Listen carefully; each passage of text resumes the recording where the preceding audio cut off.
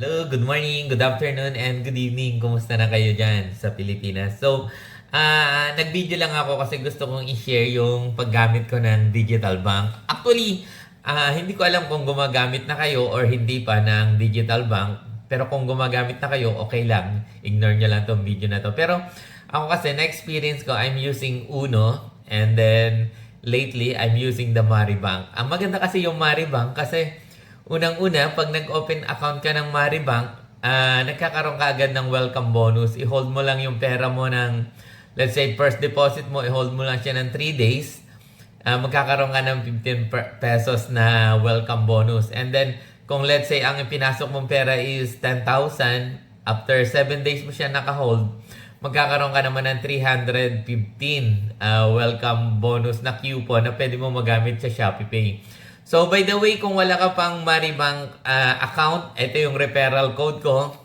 And then, ililagay ko rin sa link sa comment below yung referral code link na pag ginamit mo, magkakaroon ka ng 150 pesos na welcome bonus sa paggamit mo ng referral code. Maganda kasi based on my experience, before kasi as OFW, I'm sending my remittance in BDO. I'm using BDO.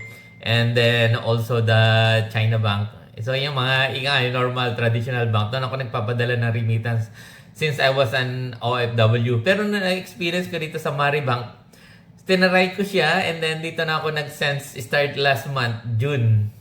Dito na ako nag-send ng salary ko. And ang maganda, daily yung interest niya and 3.75% per annum daily, nare-receive ko yung interest. So ganun no, hindi ko naman sinabi na maglagay ka ng malaking pera kasi minsan pag nagpapadala ako ng remittance, nai-stay doon ng 1 week or 2 weeks bago siya nagagamit and then tinatransfer sa mga ibang account, tinatransfer ko sa or nagbabayad ako ng mga bill like credit card bill, mga ganyan, yung sa Globe, yung internet bill, yung mga ganon. And then wala naman ako nare-receive na cashback. And then pag nagtatransfer pa ako sa ibang account is may transfer fee, sometimes 15 pesos, sometimes 8 pesos, sometimes 5 pesos, ganyan, every transfer fee.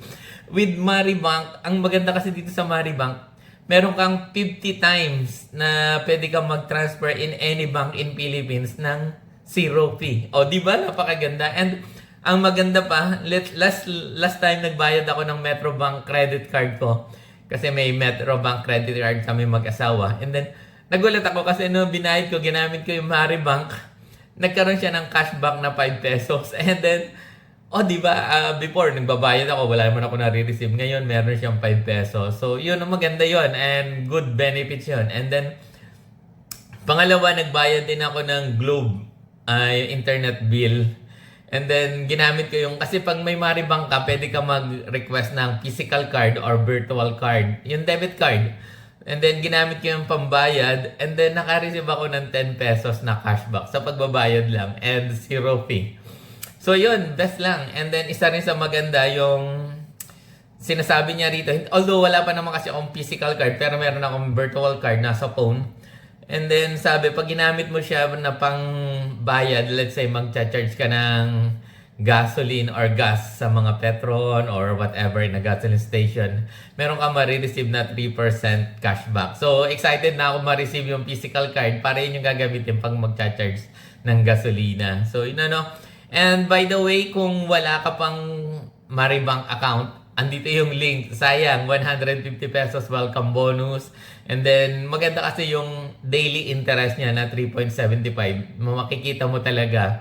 So yun, lalo na siguro malaking tulong to sa mga OFW or sa mga sumasahod, yung mga daily gumagamit. Kasi every time na ginagamit mo siya, pang-scan sa QR code, meron kang cashback. So, hindi ko alam kung ginagamit mo na or hindi pa. Kung hindi mo pa ginagamit, why don't you try? Baka makatulong sa'yo.